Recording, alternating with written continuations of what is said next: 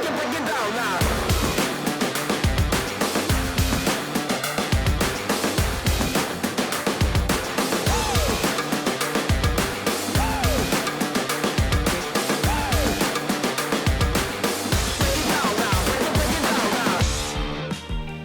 Welcome to this week's edition of the Inside Line, brought to you by Mount Shop. Stephen McIver, a brand new little spot, lots of cool cars around. Last week, Geordie Peters from Motorsport New Zealand was in the house, actually his own house in the glorious Martin. Where are you this week? I'm actually in the Motorsport New Zealand office in Kapiti. Yeah, I'm looking at your background. It looks pretty boring, but Kapiti's not boring. Kapiti's a great place. There's a beach down the road and, more importantly, a BP next door, which makes it super convenient for coffee and for lunch. BP next door, wow, highlight. All right, let's move on to highlights of the international weekend for New Zealanders. Not a lot of big series around, but Kiwis doing their thing. A lot of it was centred in North America. Sebring, the 12 hours, and New Zealanders 3, 4 and 5 in the GTP class. And it went like this: Earl Bamber, Tom Blomqvist, and then Scott Dixon. But also in the LMP2 class, and number 1, Hunter McElroy. A bit of a fugitive, you might say, from IndyCar, but he really is driving that well for United Autosports. There was another Bamber doing super things as well. That was Will Bamber in the Lamborghini Super Trofeo Series, and he and his team clean swept the weekend, P1, P1. Now, a lot of people, Geordie, have been asking me, Callum Hedge, what's going on? Young star on the rise in the last maybe 2 or 3 years, but then sort of has stopped, disappeared after Indy Next. Well, guess what? He's racing Porsche Carrera Cup in North America. His opening weekend, P4, P3. So you cannot complain about that. And we are so happy about that. In NASCAR, SVG at Darlington qualifies P33. Ouch! But guess what? Finishes P14 and is once again the leading driver in Trackhouse racing.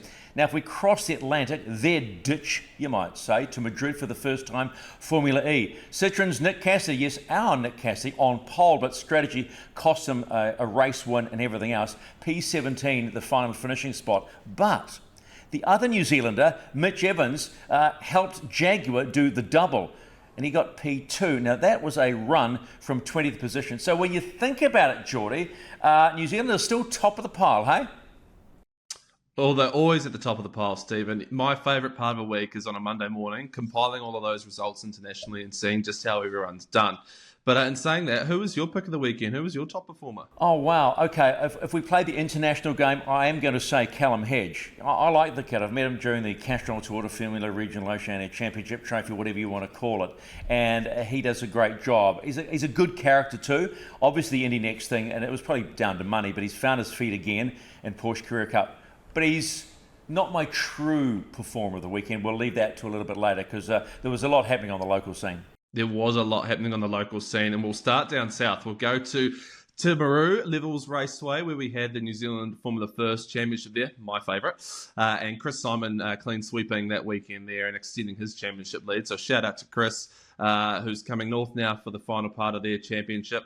Shooting back up north further again, we've got the Possum Bourne Memorial Rally, which we talked about last week on the show. And Jack Hawkswood was the winner there. Quinton Palmer finishing up in second place, and father to the winner, Andrew Hawkswood, finishing in P3 there. So that Force Motorsport outfit that the Hawkswoods run is really a force in rallying. And of course, they are in behind as the constructors of the new GR Yaris Cup. I'm a little bit excited. Can I jump in here? Because I'm a little bit excited about that GR Yaris Rally Cup, because I think we might see a new generation of rally drivers come through, because financially it's an accessible category.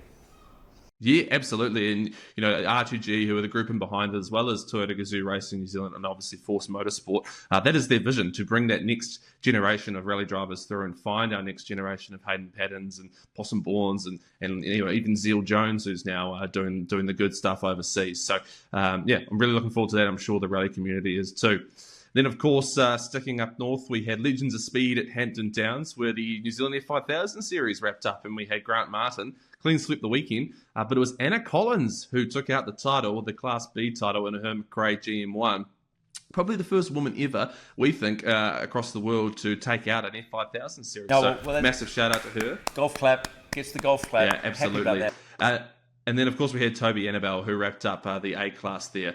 And then sticking around Waikato, we'll go to the Hamilton Car Club. They had the second round of their Autocross series at their club rooms there. Tony Differ was the winner. But I want to make a special mention to 4 competitors who, in November last year, went through our Ignite Motorsport program, our new to motorsport program designed at bringing people under sort of 18, kids into motorsport. Meddy Smith, Izzy and Sebastian Differ and Chevy Austin, they all competed and they were up at the standings as well. So massive shout out to them. And then, of course, Stephen, your favourite, I think, D1NZ in Gisborne. I love the smoke show. And now it was the first time that the D1NZ, the National Drifting Championship, had gone to Tairāwhiti, Gisborne. And I've got to say, the track that they built, a lot of the judges helped build the track, is arguably, in my humble opinion, the best drift track I've seen operate. And all the drivers were into it, not just the drivers, the community. And it was actually at H. Blackby Drift Park, which is basically a purpose-built track. And it was like a small amphitheatre. It was perfect. Crowd just sitting around it. It was absolutely magnificent. And did I see the mayor went for a ride? The mayor, yeah, she had an absolute blast. I said to her, what do you think of this drifting? And she said, I'm into it. Can you guys come back next year? There was a lot of local support, like Aratu Forests and the Tairāwhiti Trust, who said, we like this. And I love the really big part for me about it was that they said this was the feel-good that region needed. And they wanted to come back. And the drivers came to play as well. Some of the best drifting I think we've seen all season. The battling was off the charts. Connor Halligan is now the new leader in the Pro Division, and Blake Miles is now the champion-elect with 1 round to go, but he's sewn it up in the Pro Sport Division. So it was a cracking weekend in Gisborne, and they must be thanked because it was just the smoke show delivered, and that's all that matters. Yeah, and here's another story from a new motorsport venue, new community that's taking the sport to Thunder Ridge. They have secured all the old circuit infrastructure from Pukekohe Park. So it's great to see a little bit of motorsport history now into its 3rd generation, I guess you could say. Started at the Hamilton Street Track, then on to Pukekohe when Supercars moved there, and now giving a whole new facility the kickstart it needs. So that's great news for that new venue. Yeah, Western Bay of Plenty is going to be a new mecca, you might say, when it comes to community motorsport. Alrighty, you're watching episode number 3 of the Inside Line, brought to you by Mount Shop. Coming up, our special guest, Martin Short, race engineer and racer.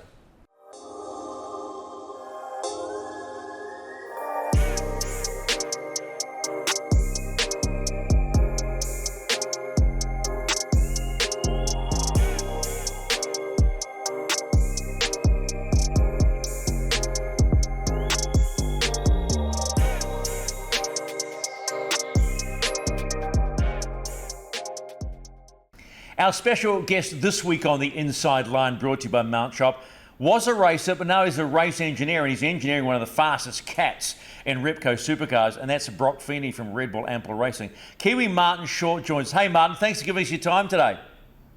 Yeah, g'day. Thanks for having me. Good to Hey, be there. let's go back to the beginning. You're a karter, but what got you into motorsport? Yeah, I guess it's been in the family. My granddad raced, then my dad raced for many years, and I was at a track since I was about 3 years old or even younger. So, grew up in my family and then got into go-karting around 6 years old, and then, I think raced up until I was about 23. Yeah, well, you can't get away that easily, mate. We're going to actually take a little bit further, because you actually won a Rotax championship, right? And at that point, you start thinking, man, I could make a career of this, don't you?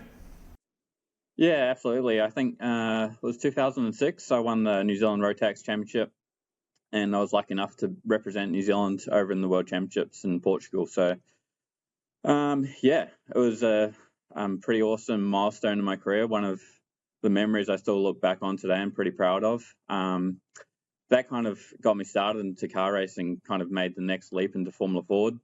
Did a few years there, won the New Zealand Championship in, I think it was 2009, 2010, and then did New Zealand V8s for 3 years. So, I definitely was hoping to become a race car driver. That was my number one dream or goal, but didn't work out. But I really enjoyed the engineering aspect and working with my race engineer, which kind of, made me go into the career outside of outside of driving.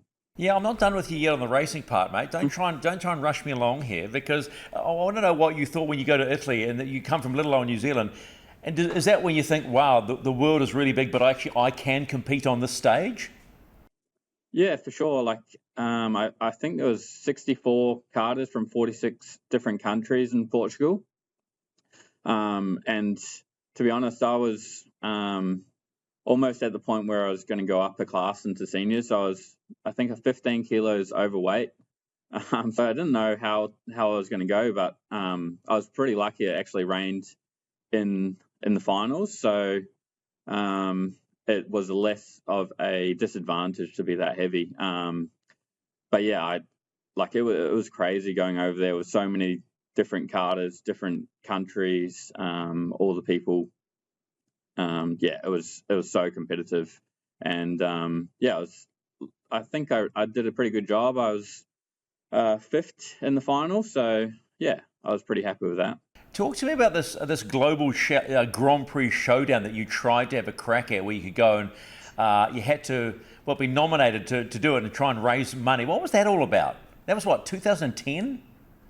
Yeah, I think it was Driver Database, which is a global driver statistics page that ran a competition, and I think the top 3 drivers that got the most votes got to go over to England and compete in a driver shootout, basically, which I can't remember how much it was to enter normally. I think it was 10 or 15,000 pounds, which we didn't have the budget to obviously pay for. So I was studying actually at uni at the time and thought have a crack at it, and yeah, got all my uni friends and all my classes to vote for me, and I was lucky enough to go over there and compete, which was it was an interesting experience. I think the coach was actually a Kiwi, Rob Wilson, who's quite a famous driver coach. He coaches some of the world's best race car drivers. So yeah, it was an awesome experience. Unfortunately, I didn't win the competition, but yeah, no, it was a great experience to go over and to learn. Was that a knock to the confidence, going, okay, maybe this is not the path I go down, even though then you go on to do some V8 racing? Not at that point. I still thought I could have a crack. I thought, it was obviously very competitive over there, and so there was still confidence there. So I suppose the point is you go and do V8 racing, you NZ V8s, but then there comes that point, you're going, maybe this is not for me. How hard is that when you're so passionate about racing to make that decision? Oh, it was incredibly tough. I think at that time, New Zealand Motorsport kind of split into 2. There was the Super Tours and New Zealand V8s. And the New Zealand V8s was obviously what my team were doing, and my dad was part of Motorsport New Zealand. So kind of died, and there was nothing really in New Zealand that I could do anymore. And to go to that next step was going to cost $500,000 Australian dollars. And we didn't have the budget to do that. So yeah, I was definitely gutted, and I thought about just giving up motorsport completely. But yeah, like I said, I've always enjoyed the engineering aspect, so I thought I'd have a crack at that. So I think you engineered for M2, for Giles Motorsport as well. I mean, what drove you to that? I mean, we know what drove you there, but what do you love about engineering? Is it about getting your hands dirty and creating something to make something go faster? Yeah, I always loved understanding how the car works, how to try and make it go faster, and I love the team aspect. The adrenaline and the highs and lows you go through with your race team is something you don't really get anywhere else. And I just loved the winning feeling and just trying to problem solve and make things go faster. Yes, if I'm an employer, you've just got the interview because you've said I love playing the team game. There was one I noticed on your LinkedIn page. It's quite interesting to look at that, by the way. CAD designer for about 3 months. What was that all about? Because that's really getting into it. Yeah, like I said before, I wasn't too sure after I finished my motorsport career driving if I wanted to continue doing motorsport. So I did a few years in TRS. I started off as a race mechanic, did tyres, then worked up to be a data engineer for Giles. And when I was doing it, I was still not 100% sure if that's what I wanted to do. I saw a lot of young European kids come out with loads of money, and the that feeling kind of, I had some sort of jealousy, and wasn't sure if I still wanted to be involved in motorsport. I almost just threw it away. So once I finished uni, I just got a design job in Auckland, which was designing some general car fit outs of industrial equipment and stuff like that. And it just happened that I saw a job with Red Bull Ampol come up for Shane's data engineer on, I think it was Speed Cafe or something like that. And I thought I'd never ever get it, but I sent in my resume, sent in an application, and I think a week later, Data offered me a job and said, "How fast can you move over?" So yeah, it only just started at my design job, and I don't think I was even past the trial period, and was like, "Sorry, I've got a opportunity over in Australia that I thought, yeah, I'd regret not to take it up." And I thought, yeah, maybe I'll give it 1 year and see if I was still interested in motorsport, or yeah, just give up motorsport entirely. But yeah, I absolutely loved it over here. The feelings of winning with the team and the team environment was such an awesome feeling that, yeah, I haven't regretted it once. How long was it before you went from sort of data into Super 2 and suddenly you're race engineering Broc Feeney? And how big of a step was that for you? Yeah, it was actually really fast. I didn't expect it to happen so fast. I did 2018, 2019, and the start of 2020 with Shane. So once COVID hit, yeah, was kind of unsure what was going to happen. I believe the data engineers didn't even travel in that late COVID part. So I felt like, yeah, they kind of threw me in the deep end as race engineer, firstly for Angelo Mazuris in Super 2, which we did just the last 2 rounds together. And then RD wanted me to engineer a young guy that I'd never even heard of before, Broc Feeney, so for the next year of Super 2. So yeah, it definitely felt like it was very fast, 2 years of a data engineer and then getting basically promoted to a race engineer. But yeah, it was definitely tough, but I guess we were both new at the same time, and we kind of grew together, which was awesome. What was your initial impression of watching Broc on the track in Super 2? Did you specifically recognise that this kid was good and quick?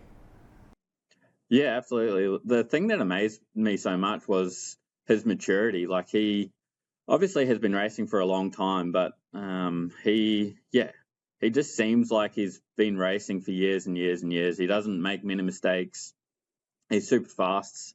Yeah, his talent is just unreal for his age. And I think now we've only ever had 2 DNFs the whole time we've been together. So for a rookie coming into the season, that's unheard of. Like, to have 1 DNF in your season, and wasn't even, he kind of got caught up in a incident in front of him, was incredible. I think he drives like he's been doing the championship for 20 years, not like his first year. So yeah, I'm just super proud to be with him. He is an awesome character.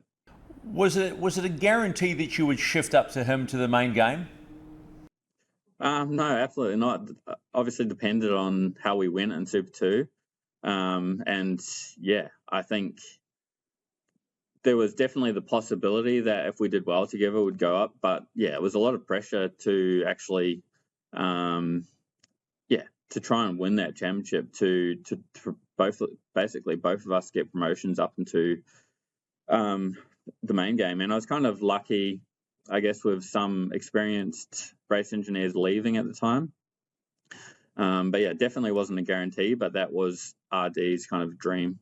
We talk about drivers under pressure, but you mentioned the word there, the pressure as an engineer.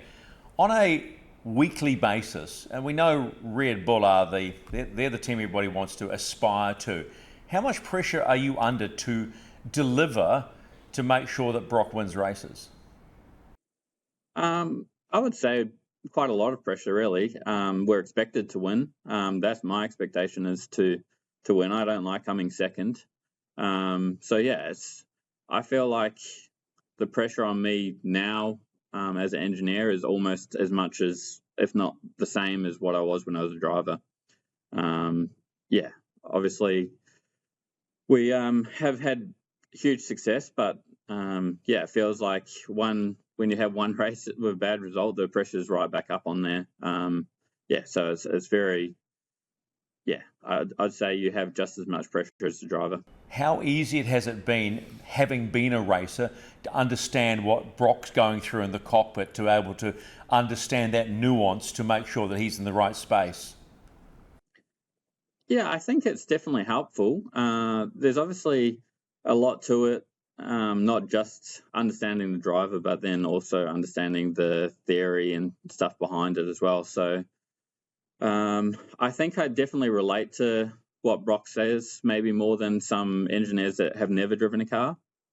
And I think I understand what he needs, but there's some very, very good engineers in pit lane that who haven't driven a car and have worked closely with, that also have a very good relationship with their driver. So I think it's definitely helpful, but I wouldn't say you need that to be at the top level.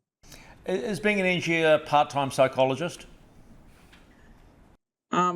Definitely has its days where, yeah, you definitely need to try and, especially when the driver's having a bad day, is trying to keep their spirits up and help them out, where we can try and make them, yeah. I think the relationship with the driver to engineer is very, very close. So you're his best mate. Yeah, I don't know how to explain it. Husband and wife yeah, team, right? Husband and wife. Yeah, for sure. Hey, I want to ask this question. You don't have to answer it, but not winning the championship last year, having been the form team, the form driver, the form duo, how long did that take you to get over? It definitely took most of the holidays.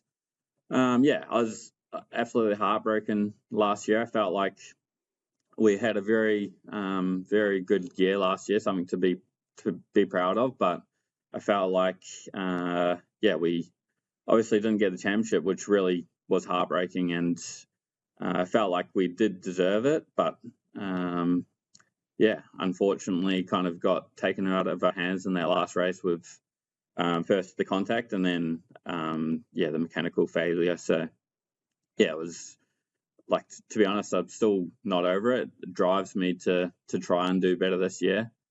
But yeah, it was pretty heartbreaking. Martin, Motorsport New Zealand get a lot of emails from young women wanting to be race engineers. What advice on the pathway would you give them? Yeah, definitely. I would get a degree from uni, maybe mechanical engineering or mechatronics degree. And then just really get involved in grassroots motorsport to start with. Go-karting, Formula Ford. There's, yeah, some really great grassroots motorsport jobs that you can kind of get into. And then, yeah, there's obviously the route that I took, which was data engineering, which is a great, like, you're working very closely with the race engineer. So yeah, obviously, the more motorsport experience you can get at a grassroots level, the better it's going to look on your resume. And yeah, I think there's plenty of supercar opportunities out there at the moment. Chevy or Ford, which is better? Yeah, to be honest, I have always actually been a Ford guy. My dad raced Fords, then I raced Formula Ford. I raced a Ford Falcon. So yeah, I'm a Ford guy at heart, but yeah, I think yeah, the Chev was very good to us as well. So yeah. Is that Jamie sitting over behind you listening to that answer, was he? Nah, he's yeah, no, I think it's yeah, I'm just a car guy. I love going fast. I love all types of motorsports. So at the end of the day, it doesn't bother me too much what brand's on the car. I just want to go whatever's fastest, basically. That is such a Ricky Bobby answer. I want to go fast. Hey, Marty, thanks so much for giving us your time here on the Inside Line. Really looking forward to seeing you in New Zealand. So thanks again. Thanks, mate. See you then.